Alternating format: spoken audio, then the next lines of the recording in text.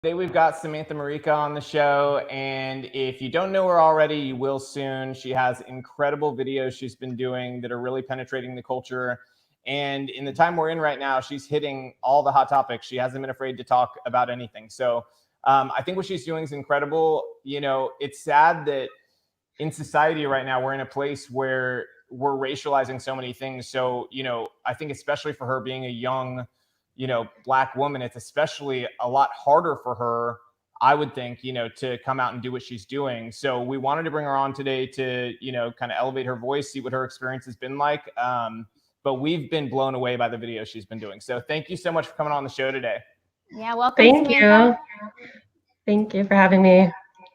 So I wanted to ask you, you know, I think the natural first question is what inspired you to do this? Because, you know, you could tell me I'm wrong, by the way, in terms of this being more difficult, but I just see it as, you know, I'm Latino, and I know even for me, being in Hollywood, being a director, and the environment that was so, you know, unwelcoming to Republicans, it makes it difficult to sort of like take that leap. Now, I'd imagine it's sort of a similar thing for you, you know, like I know, especially in youth culture, like, you know, it's so easy to latch on to the like everything should be free mentality. So I'm wondering, Yep. what was at the root of all that for you? You know, honestly, I've been talking about politics since 2015, and I'll say it was like mostly on Facebook.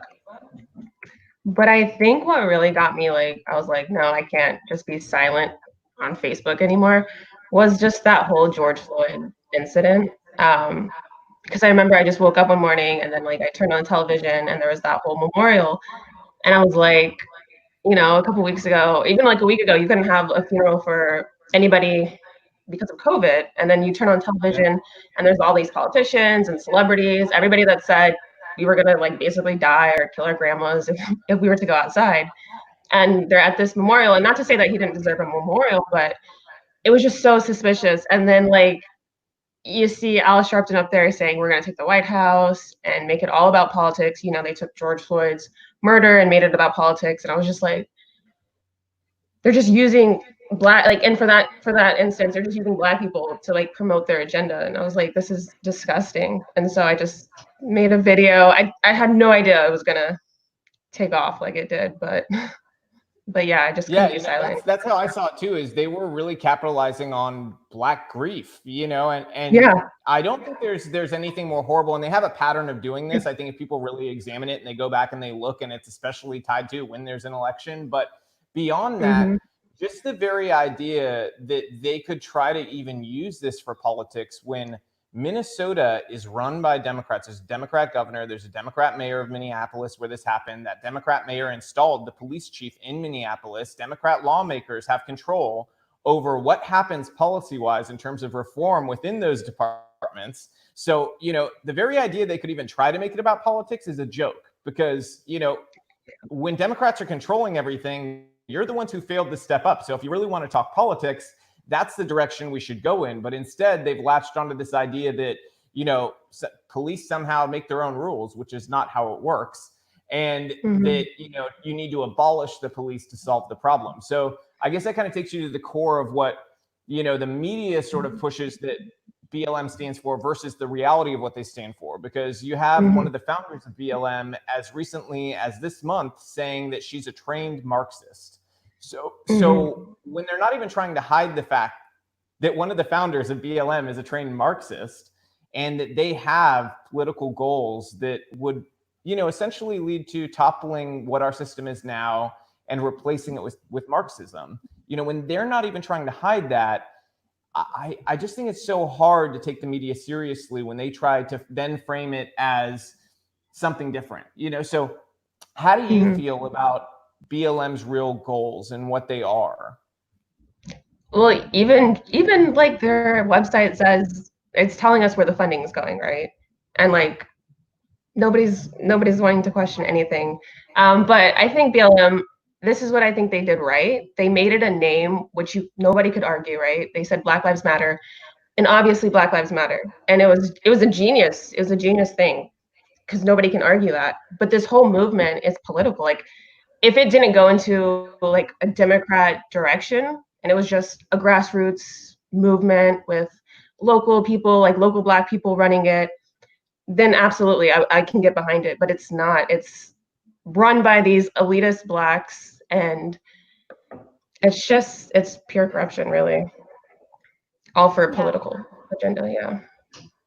Yeah, I mean, I feel like there's so much pressure, especially being young.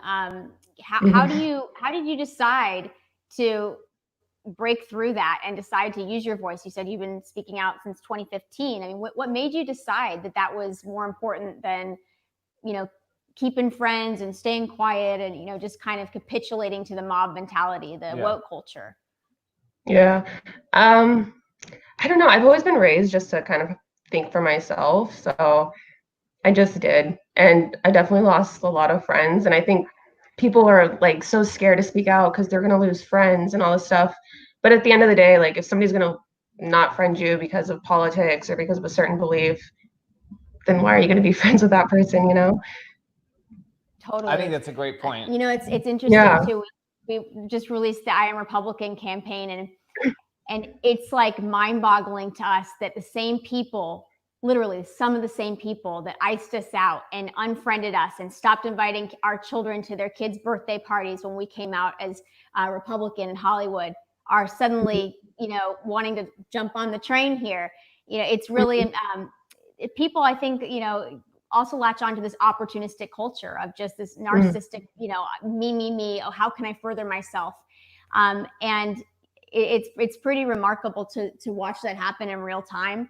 And we went through that same realization that these people aren't actually your friends if they're going to unfriend you for having different ideas. So how do you navigate that now? I mean, with other conservatives, because you're sending your message politically, but I'm sure you're getting a lot of hate back for that. Do you engage those people? Do you actively have like a goal to change minds, inspire? What motivates you to speak out? And who supports you in doing that? I think what motivates me to speak out is, I mean, obviously I would love to like change minds. It's very hard, but I would love to do that. So I kind of go into the direction of like, you don't have to be a conservative at the end of the day. I'm not here to force you to be a conservative. I'm not here to force you to be a Trump supporter or anything like that. I'm not going to shove it down your throat. But I just want you to wake up to what the left is doing. And so I'm just here to call out the left, really, like, because so many people are blinded by it, and it's right in front of them, you know what I mean? And they just choose not to see it. And so I think when you do have more young voices, it kind of gets people to say, maybe that is right, and stuff like that. Right. Yeah, I think what you're doing is changing minds, and I think it's sort of a collection of a lot of people like us that are willing to step out there and do this and try to break down a lot of the stereotypes. I think that the more that we find people like us doing that, the more we're going to have people changing their minds, because it's really hard for the Democrats to spin a narrative that Republicans are racist, that they're, xenophobic, that they're misogynist, that they're all these things, when all the evidence is contrary to what they're saying.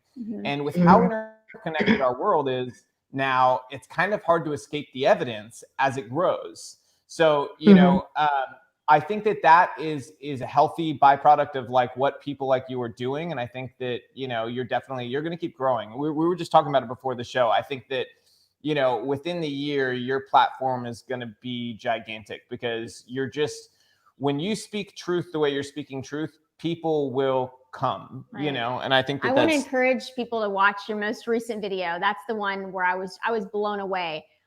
For people who haven't watched it, we'll put a link in the thread here after the live stream, but will you kind of maybe recap what motivated you to talk about like culture, the rap culture, language in particular, how it's used to keep people in bondage mentally? Can you maybe share some of that video content with us?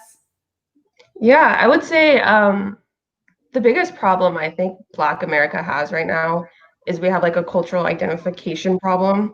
We're so quick to jump, like to make our culture about like words we say, like the N-word or stuff like this, like rap music, the hood. It makes everybody like I always get called, oh, you're not Black enough if you're not from the hood, like you can't speak on stuff. but the hood is socioeconomic. Like has nothing to do with being Black. There's middle class Blacks, upper class Blacks, and we just have this cultural identification problem right now. Like culture should be music, food, dance. I don't get why we keep making it about socioeconomics, and everything that Black America relates to our culture is negative, you know? Right. And then you get called like an Uncle Tom if you speak out on it. And Uncle Tom was a positive guy. He was a good guy. And it's just crazy how everything flipped and everything's like, and now everything's negative and we're putting it. Even like when Trump said thugs, Black America ran with it and said, oh my God, he's calling us out. Why do we have to associate Black America with thugs? But we do it to ourselves. So yeah, the culture problem is, well, we need to, I think that sorry. So, I noticed media, who primarily is owned by white, wealthy men, but they seem to highlight and focus on negative aspects of certain parts of the culture. And I think that is done intentionally. I'm seeing that it's done intentionally now. And to me, it's racism. To only represent that side of the culture, or to hyper represent that side of the culture. It's happening, movies, films. It's always like this quintessential negative, stereotypical, character using this certain vernacular, and that puts that imagery in people's minds. And I think that's done such a disservice to Black Americans, because there is such diversity and individuality. And we just miss that. We miss that as a society, as consumers of media, as consumers of music and art. It's such a shame. And I believe it's done intentionally. What do you think about that? How Black culture is represented in media and film, TV, music? Yeah, I mean, middle class Black America is never represented in media. It's always just the lower class and then the elitists like Beyonce and Jay-Z, but you never see middle class Black America being represented. And honestly, if we wanted to get change in the Black community, I think that middle class Black America needs to be represented more in media, because people that have lower socioeconomics, the odds of them becoming the next Jay-Z and Beyonce are very low. Like, not that it can't happen, but it's just not that reality, right? But it's more likely they're going to become middle class Black Americans, but we don't want to show that. And so it makes it almost impossible to achieve if you're lower class Black American, because the only thing they show us is upper class, the elitist. And it's like, I can't do that. I can't make it. And so they just give up, right? And they don't really have to try. But if we showed Black America, middle class Black America, it's more in grasp. We can become that. We can do that. We can, have our own businesses, go into the trades and do all that stuff, but they don't show that. And there's definitely a reason they don't show that, because they don't want us, it wouldn't fit the agenda. Let's just say that. You're absolutely right. And I think that what this goes back to and ties into is the bigotry of low expectations, which is something that I think the left is it's intrinsically tied to the way they operate. It's, you look at things like voter ID, it's just the bigotry of low expectations. They think that Black people don't know how to get an ID. I have tons of Black friends, coworkers, they all have IDs. I'd be embarrassed I would be so embarrassed to ask that question to one of my Black friends. Yeah. It's like calling them stupid. It's horrible. And I don't think of them as somebody incapable of getting an ID. It's the most ridiculous idea I've ever heard of. But beyond that, you look at things like CNN, there's this subconscious stuff that people don't think about. Like when CNN is out there during a riot and there's a building burning in the background and they have a guy with a bunch of young Black males behind them while this building's burning, and they say, oh, it's been mostly peaceful.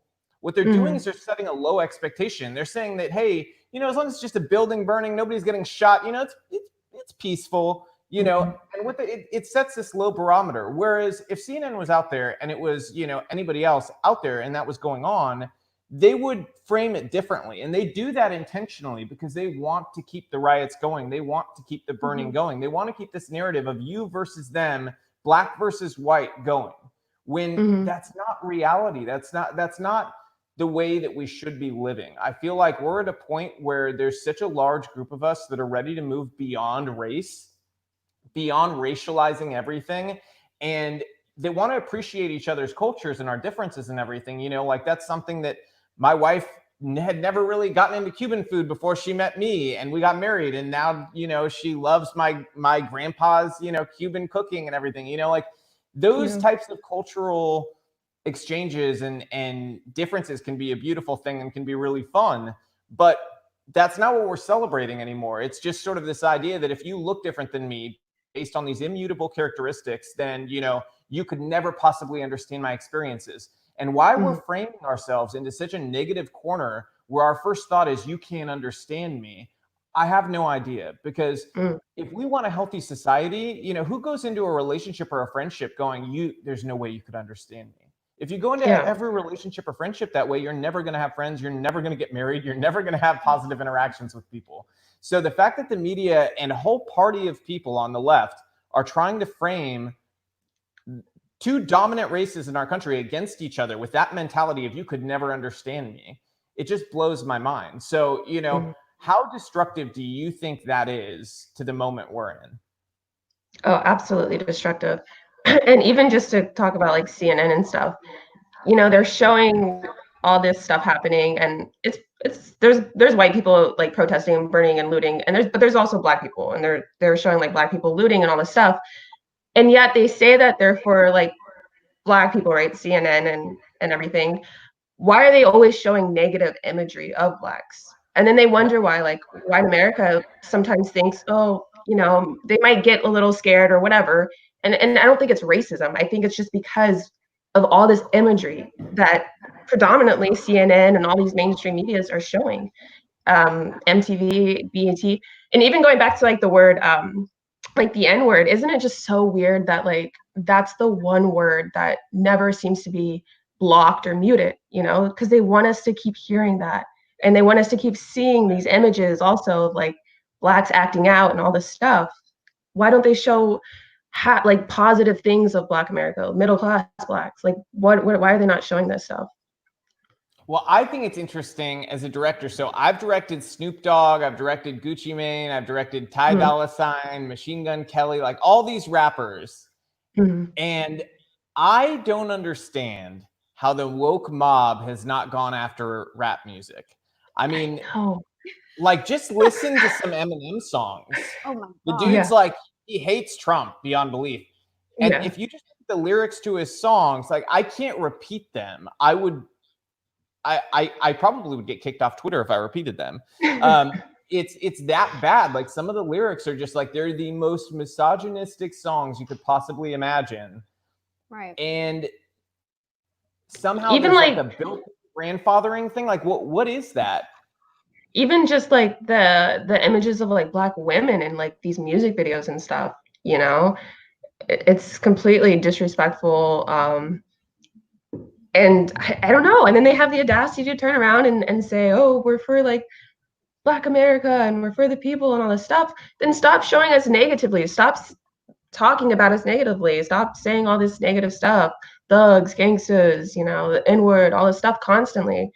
Like show us elevated, show us higher. We want to see that. That's what people need to see. Yeah. I mean, you want to talk a little bit about just, I remember us having so many conversations just like morally about certain treatments that were, you know, handed back to you and how, you know, as much as you would try to try to tone down certain treatments and be like, hey, I don't like this narrative. Can we have the woman fully dressed, actually at a job or doing something? No. She's got to be naked, gyrating against some, you know, the rapper. I mean, it's the label execs, it's the artists, it's everybody involved in entertainment that is complicit in this imagery and misogyny and all that stuff. But it's so funny because it's the same thing they just, you know, blabber about. Yes. They're the biggest virtue signalers I have ever seen. The same people who are demanding that we put girls like almost completely nude in music videos and like, hey, here's the line. This is where they'll still air it and they'll still feature it on YouTube. So we just stay on that line right there, but let's have the, you know, smallest amount of clothing we could possibly put on a person. They're the ones doing that while at the same time then going and, you know, virtue signaling about all of these issues on social media. So, I mean, that'll just never stop blowing my mind. And if you like question it too, like, why are you guys doing this? Oh, you're then they just come back with, you're a sexist. Women should be able to do whatever they want, you know? There's just no winning. There's no winning. I like, once they find out I'm Republican, if I was like, hey, I would like to put, 5 girls, and I put the same scenario that they ask me for, they would go, oh, you're a misogynist. They would actually then do that back to me.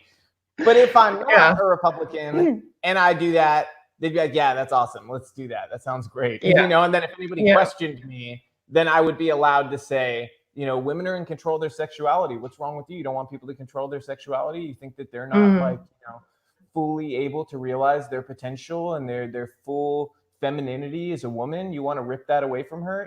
Like they would have some whole screed about what a terrible person, you are. So it's just, it's interesting, the hypocrisy that they're okay with, and I think that's sort of like one of the things I'll never be able to understand, and I think that's hard for people on the right that are open at this point about their politics, is like, I don't think we ever will actually grasp what's going on in their brains on the left. I don't think we will. No. Like this type of stuff. I don't know how you get there.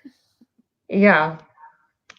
It's unbelievable. I mean, these people contradict themselves left, right, and center. Like, I don't know. And the problem is there's no room for like discussion then, because if you want to talk about race, you can't, because you're going to be a racist or something, but they can talk about race and they can do all this. You want to talk about women, you can't, because you'll be a sexist, but they can do whatever they want and they can show women in whichever light they want. It's just, I don't know. I feel like if we want real change, we got to take both sides and have a conversation, but they don't want to talk. So I think that's a great point. And you know what, you talked about something earlier I wanted to bring back, is you were talking about Black Lives Matter as an organization, how smart the name was.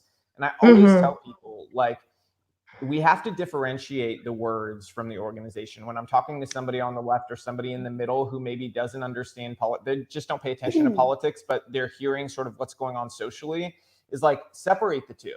Because the statement, I have no problem saying Black Lives Matter, like, your life matters to me. That's not an issue at all. My issue is with the organization Black Lives Matter, because they are a political organization and they don't hide it. They're completely open about it. They're fundraising through Act Blue, which is the Democratic Party's digital fundraising platform. So, the more you explain those things to people, for the people who are watching right now, that like, I like to always arm people with like their own knowledge that they can use when they're talking to people on the left or talking to people in the middle. You kind of have to have sort of like a loving, understanding thing with them. That's like, look, yes, the phrase is not an issue. It's the organization, and be able to bring the facts to the table that like, they don't hide the fact that they have a Marxist ideology. That's what they're after, and then we have Hawk Newsom, who runs the New York chapter of BLM. We may have him on the show soon. Maybe interesting to do a debate with him. That'll be fun. It would be fun to see you debate him. But he actually just said recently that, we're going to burn things down if we don't get what we want, and when Martha McCallum on Fox challenged him about it, he said, oh, well, I could be speaking figuratively or not, and it's just sort of like, they're being very open about how far they're willing to go. I mean, even at these rallies, they have these signs that say, it's the Malcolm X quote that is, at all costs. It's like, God, I can't remember. Well, it's like basically like, we'll do anything at all costs to get what we want. The phrase, no justice, no peace means something to two different sides. Can you explain that, like what it means to you versus what you think it means to the left? Or like just on our side, like on like from a conservative viewpoint, like no justice, like we want justice. And we advocate for peaceful protesting, and but they literally take it as a, if they don't get what they want, there will be no peace, and we'll create violence. Like they take words. We'll take over 6 blocks of Seattle. Right. So my point, like the linguistic manipulation that goes on with words. It's a consistent theme. Well, even they have like the audacity to chant in the streets, and I'm not against peaceful protesting at all. Like, if you want to do that, that's fine. But they have the audacity to like chant in the streets, no justice, no peace. And then here we are. Okay, the police officer was already, he was arrested and everything, and they're still doing it. So I don't know, like what do they want? Like what is their definition of justice is the true question, because they're still going. So I don't know what they want at this point. I mean, obviously they want a conviction, but I think even after that, like say he was, they would this will still be going on. They're still gonna be tearing down statues and I don't know. I mean, I don't think I realized that this wasn't about George Floyd when they took a forklift to the front of a Macy's so that they could go in and rob it.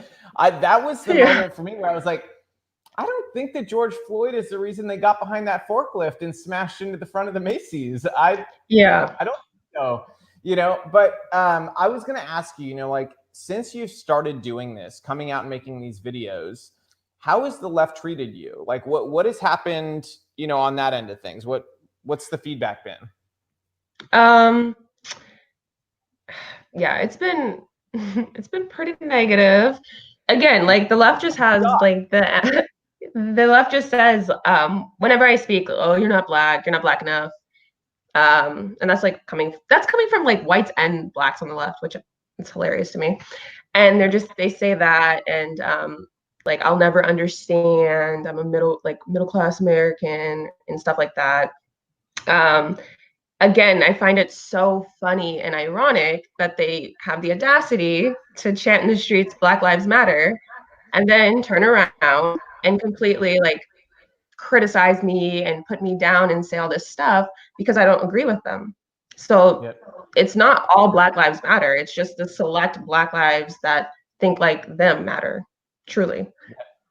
And that's something we have to make abundantly clear on every level that we can, social media and real life. Like, this movement does not stand for all Black Lives Matter. All Black lives should matter, and their opinions should matter. Like, your experiences as a young Black woman should not be discounted or, any less worthy because of where you grew up or the fact that you had, parents who were there for you and like were, good parents. Like, none of those things should negate your experiences. And I just think it's so sad that on the left, like, because I've seen this from white liberals, especially, where they said this to Black conservatives who did not come from a lower economic status or didn't have both parents in the home, where they go after them and say, hey, your opinion's less worthy than somebody who did grow up poor or had only a single mom or whatever it is, because that's basically saying that, like, you're not, it's kind of like Joe Biden, you're not Black unless you do this. Like, so you're not Black unless you're poor and vote for Joe Biden is essentially the message that they're saying, when we should be in every race in America trying to promote the idea of a healthy family unit and prosperity. Like, those should be the goals for everybody in America, regardless of what their race is. But what they're spitting out towards conservative Black people seems to be the antithesis of that, So it's just kind of sad because it almost sounds like they want people to not do well. I mean, I really can't see it any other way. That's what it feels like. Is that what it feels like to you? Yeah, absolutely. And then like these white liberals, they have the audacity to say like that kind of stuff, like, oh, you're not Black enough, you never grew up in the hood and stuff. And these are these people that with like, these 4-year, 10-year degrees, and they're telling me like I can't speak on Black issues because I don't know, like I'm not poor, I've never been poor or something, like, and they have all these like, I don't know, it's just it's mind-blowing, really. Well, you didn't study gender studies in college at Harvard, so your opinion really doesn't matter. Yeah, parents does. I think that's sort of it's an interesting thing. I don't know where this came from, but we were talking about this actually. Was it yesterday or today? Talking about the moralizing, the moral supremacy. I think that's the goal. Like when it comes to things like white privilege, or sort of the way that they talk to Black conservatives. All of this comes down to moral supremacy. They like the feeling of feeling like, ooh, I'm important and I know something you don't know. And that's the idea. I know better than you. Yeah. I know better. Or I'm saving you, they feel so good about themselves. I'm saving Black America. Like I'm saving everybody. Right. We don't need saving. Again, it's a lot like the bigotry of low expectations. It's its own form of racism, and I think they're totally blind to that. Even when it's like called out to them straight to their face by a Black Republican or by a Latino Republican saying, hey, actually what you're doing. Remember that lady? So last week, actually, I had this lady say to me, when Trump did the speech in Tulsa, he used the word hombre. Okay. And she said, it's racist for him to say that. And I said, well, actually, I'm Latino. You know, my mom's actually a Cuban refugee, and my family came here not speaking English at all. And I don't think it's racist at all. You know, it's just a word. In fact, it's kind of turned into a Spanglish word that a lot of white people use when they're talking about a man. You know, there's no racial connotation to the word in Spanish. And she was like, well, I don't care. It's offensive to me and it's racist. And I'm just like, did you get dropped on your head as a baby, or do you eat paint chips, or what's going on here? Like, I'm actually from a Spanish family, and I'm telling you, it is not offensive. And you, 38-year-old white lady in Los Angeles, want to tell me that it's offensive and it's racist. Like, I don't get it. Like, who are you offended for? Are you offended for yourself? You're not even Latina. Like, what? I don't get it. You know, I think it's bizarre. And that same type of people also then tell me that, you know, by denying the phrase Latinx, that I have internalized racism towards my own people, because I'm denying their humanity by not using the word, despite the fact that 99% of Latino people do not want to be called Latinx. That's I know. I asked people, and they're like, no. Exactly. Yeah. It's ridiculous. Yeah. I did a little poll, and I was like, who's agreeing with this Latinx word or Latinx or whatever? And everybody was like, no, like they don't. And it wasn't just like conservative people, like even just people like that don't do politics or whatever. Yeah. Like what? The more we get that out to like normal people, I think the more sanity we're gonna get. Yeah, true, very true. So and then even like, oh, go ahead. Oh, I was just gonna say like the thug, like you were talking about like what Trump said, and I was gonna say thug, because even like white people were saying like, oh, that's so racist that he said thug. I was just like, how is that? It's racist of them, because the people were not all black. They were white people and black people and Hispanic people that were out there doing this. They're the ones who attached blackness to the word thug. Yeah, you know? Yes. Oh, absolutely, yeah. It's so funny when I remember helping this cleanup type thing, and I told somebody, yeah, we're going to this impoverished neighborhood, you know, we're going to help, we're going to clean up, we're going to do this. And they said, oh, don't you just feel so bad for this black and brown people or colored people or something like that? And I was people of color, I think is what they said. And I go, I didn't say anything about that. Why would you assume? It's actually a white neighborhood. It's actually a poor white neighborhood. Why do you say, that's what they think of? Everything is racialized, and in such a negative thing. If you talk about somebody who's your friend, who's successful, amazing, smart, intelligent, innovator, entrepreneur, they assume that it can't possibly be a black man or woman. Yeah, exactly. Yeah. It's such, you know, if anybody has internalized racism, I think it's the people that are constantly talking about it, that are offended by Aunt Jemima while eating pancakes. Can't enjoy pancakes anymore. Well, really, what they should be offended by is the ingredients. That's what they should be offended by. Yes. That's what they should be offended by. The ingredients in Aunt Jemima there's actually some stuff that's like not so good for you, you know? I would recommend having some natural maple syrup. But aside from that, I mean, like, we went through our kitchen the other day, like we were just joking with each other while we had our coffee. And we were looking through and we were like, how could they cancel all of these things? And there was literally a way to cancel almost everything in our pantry. Oh yeah, we can see. And it's just a matter of time. Like things that sounded ridiculous like 10 years ago are no longer ridiculous. Like the Dixie Chicks are now just gosh. You know? I have a theory. The Dixie Cups. I have a theory that it's the White House is going to be next. Oh yeah. Yes. Absolutely. That's a great theory. Yeah. That Mount Rushmore is going to be there. I'm shocked they haven't tried to destroy Mount Rushmore already, but they're definitely going to. That's like, there's no question about that. But I think you're right about that. I think the White House is going to be one of the next targets because, you know, ultimately they're going to go back to, they're going to be like, well, it wasn't built by white people, you know, so why are we calling it the White House? You know, it's the same thing as we have real estate agents now being trained not to use the word master bedroom because it has racist connotations. I have never in my whole life, I've heard the word master bedroom a million times. I have a sister that's a real estate agent. I've never in my life ever associated the word master bedroom to racism, to Black people, to white people, to slavery, to a slave master mindset. Like, I think anybody who does is a psychopath. So and I unhealthy. think that they belong, so unhealthy to think like this. They belong like, in the so care toxic. of a doctor, because Yeah. you have lost your damn mind. If you hear the word master bedroom and you think about slaves and masters, there is something wrong with you. I don't understand that at all. Like, does that stuff make any sense to you? No, even like the statue thing, pulling down all the statues and everything. The problem is that they really don't have a goal. Like, they don't have an end goal to anything, which is the problem. Because if their end goal was to stop racism and stuff, that's not how you do it. Taking down statues is not going to make somebody not racist. And they have no end goal. So the problem is they're just going to keep going. They're going to keep finding everything. The White House, oh my gosh, they're going to change everything.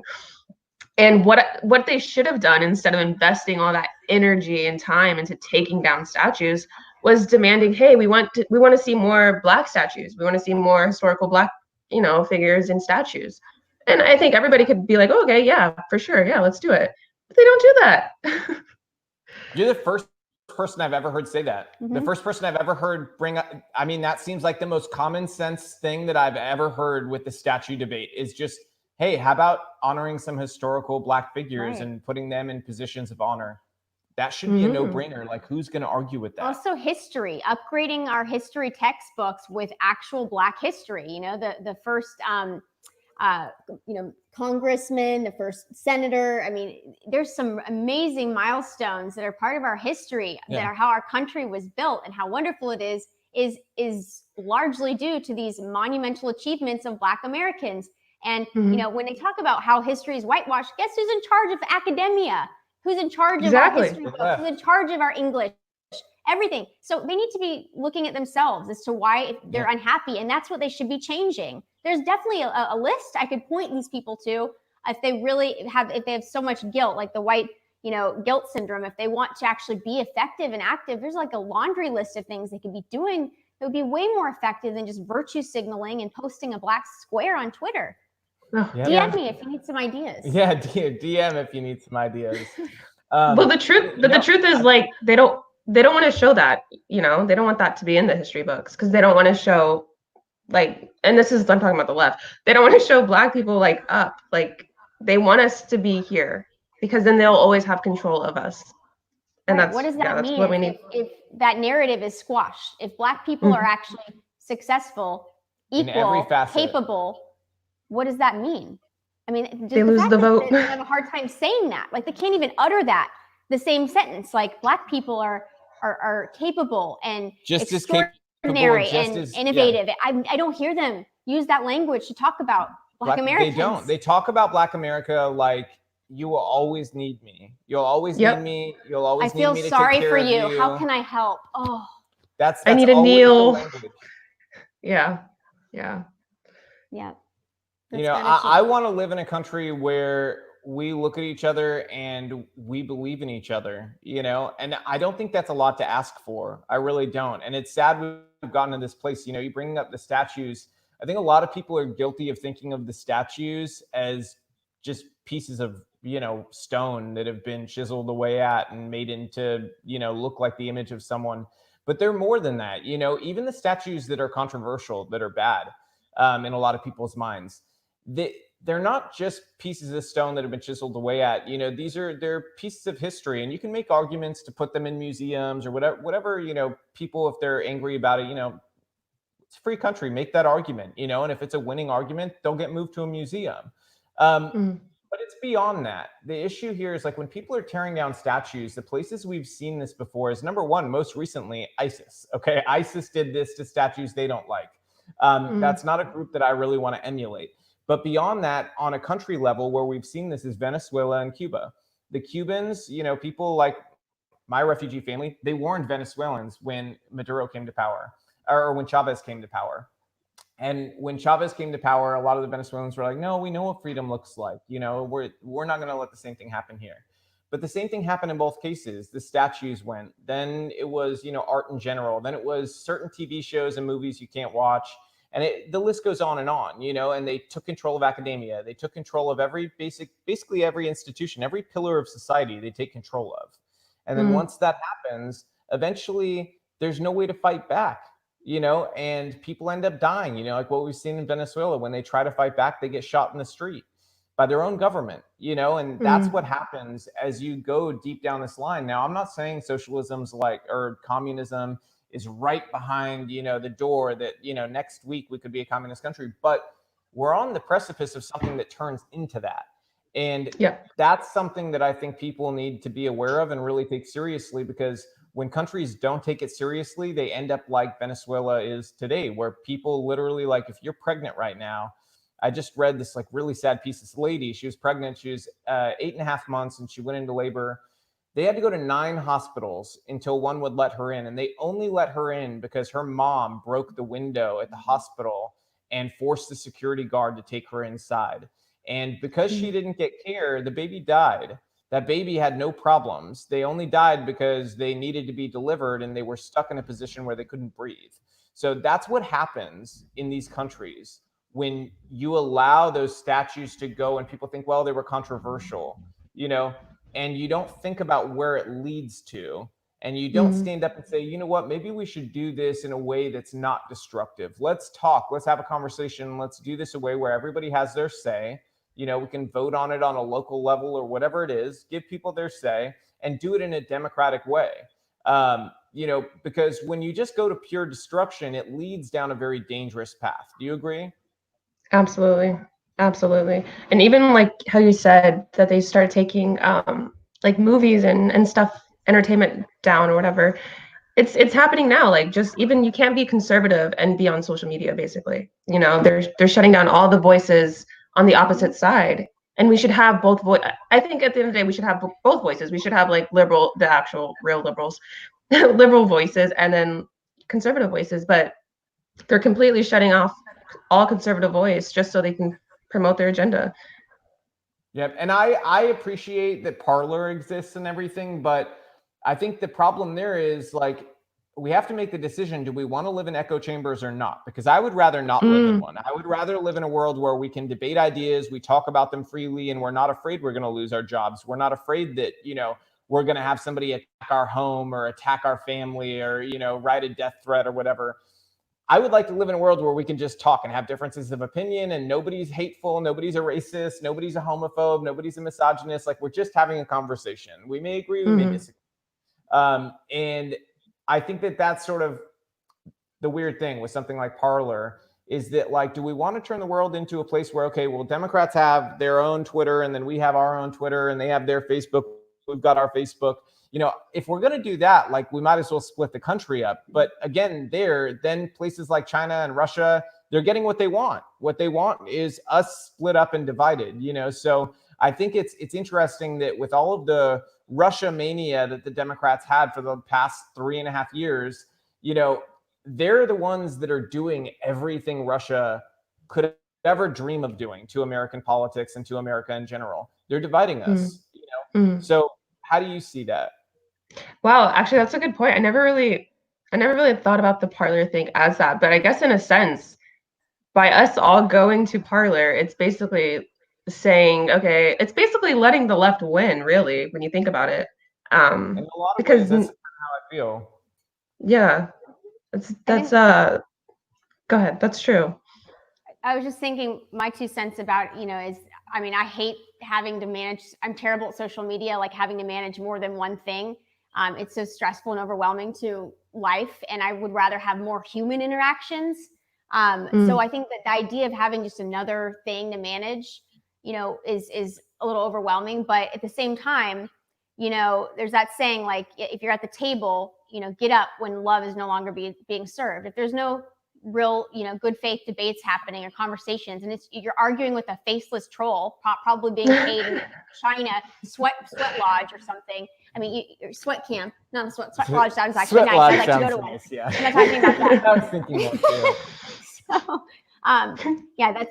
my point is, Yeah, if you're arguing with somebody who's basically being paid to argue, that's what it feels like sometimes. It's and you're still in an echo chamber of, even on Twitter, because you're being shadow banned and silenced and suppressed. So you're not even, people aren't seeing you that would be exposed to you even in the, you know, that are neutral. Yeah. So, you know, I kind of, sometimes you have to carve out your own, you know, place and say, this is what we're about. You're welcome to join us if you can be nice. And for the record, I do have a parlor and everything. I'm just they saying, can't. like, I'm just saying, I think that in a lot of ways it represents sort of a cultural shift that is more important than people realize. Like, if we're all at a point where we're so defeated by the way social media treats us that we're retreating to a place where we're just among each other, that's not a super positive sign of a healthy society. You know, that's something that we should be concerned about rather than celebrating, hey, we have a place where we're not going to be shut down. Like, that's not something to celebrate. The fact that we are living in a country where, despite having the president of the United States agree with us on politics, us electing him to office and us controlling the Senate, we're still in a country where our voices can be shut down by major social media companies because they don't agree with us. That should be concerning to us in a way that I don't think has been appropriately displayed or discussed in the media. You know, I think it's concerning. That would be the ultimate win, is for those companies to be regulated. And there's a really good argument for that because of life-saving content. You know, when we have to flee the fires in California, when we have a extreme weather update, it's a public square. It's where we go for life-saving information that's up to date in real time. We don't turn on, you know, Channel 4 News. We go to Twitter, and it's helped our family and kept us safe. So, you know, there's a good argument for that to be regulated for sure. I'm interested to see what you think about it, because there's two schools of thought here. The sort of old school conservatives that, you know, like, they take real pride in being just 100% conservative all the time. They're like, any regulation is bad regulation. Well, I don't think that's a great idea. You know, if we had cell phone companies and, you know, just your landline phone companies canceling your phone lines because they don't like the opinions you and your spouse or you and your friend talk about, we would all be losing our minds. We would be going nuts. And just the fact that there's other phone companies would not be enough for us. We would go, hey, what if all the phone companies don't allow us to talk? This should be a real concern. Then I can't call 911. I can't, you know, there's all these emergency services you can't take part in. It's sort of the same thing. The idea of having a public square, that's what social media has turned into. My kids go to school. There has to be a Facebook page connected for certain homework projects. I think that's dumb, and I don't think schools should do that. But guess what? They do it. So, you know, to participate fully in society, we've turned these social media giants into public squares. So while, yes, regulation is bad in a lot of ways for business, certain regulations for things like this that have to do with our ability to be a part of a free society are necessary to make sure that, you know, some company like Amazon or Twitter or Facebook doesn't get so big that they have more power than the government does in terms of the people being able to freely take part in a conversation about who we are as a country and what we believe in. And, you know, the minute that we've sort of succumbed to this idea that those masters should be responsible for what speech is allowed to be heard and not allowed to be heard is the moment that we've lost. Absolutely. Even just the people that aren't even like conservative or liberal, just a lot of people that are just in the middle, and there's a lot, you know. I just wish everybody would question, like, just have the question of like, well, why are they actually like trying to like block conservative voice? Like, at the end of the day, like, why are they? Like, that's the question everybody needs to ask themselves. Because we don't agree on politics, and that's fine, and that's absolutely okay. This is America. But the question is, why are they trying to block the voice? Because there's a bigger agenda going on right now. And yeah, I just wish people would question stuff. People are so afraid to go there and to question. Me too. And a good way for people to question that is you just look at the situation with George Floyd versus the terror attack that happened in the UK just this last week. Raheem Kassim, who he is, I want to say he's the editor of Human Events. He was at Breitbart before as their editor. I think he's some position there. He posted about the terror attack, and it was a video of the terror attack, what happened. And Twitter suspended him, and a certain number of suspensions, you're then banned. And so they do this stuff intentionally. They say, oh, because it depicted a death in this terror scene, which is like, you know, you can argue whether it's good or bad taste. That's an argument you can have.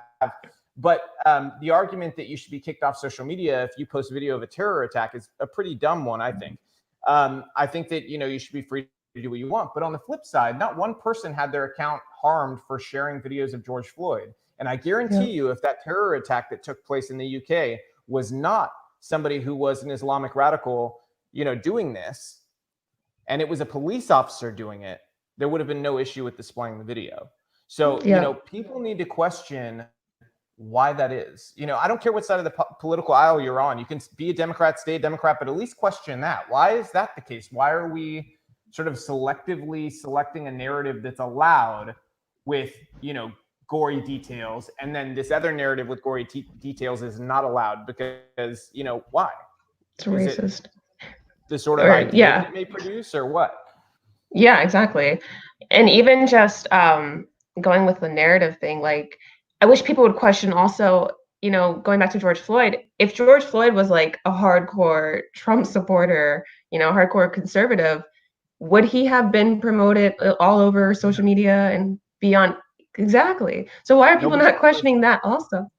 That's right. In all fairness, I was going to say nobody would know his name, but in all fairness, Nancy Pelosi does not know his name apparently, because she called him George Kirby today, which should tell everybody just how much she cares about George Floyd. Because George Kirby is a black comedian who died in 1995. So maybe it's some of that like Democratic dementia that's been going around between Joe Biden and her. Maybe it's just that she doesn't care about George Floyd. I don't know.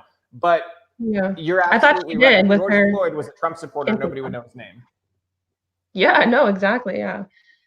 It's sad where we come to in society right now in terms of conservatives versus the left. I don't even think they're liberals anymore. Like, the old school liberal is dead, It's just this leftist mob. And it's unfair, though. It's unfair that conservatives can't have this voice, because I think this voice needs to be heard.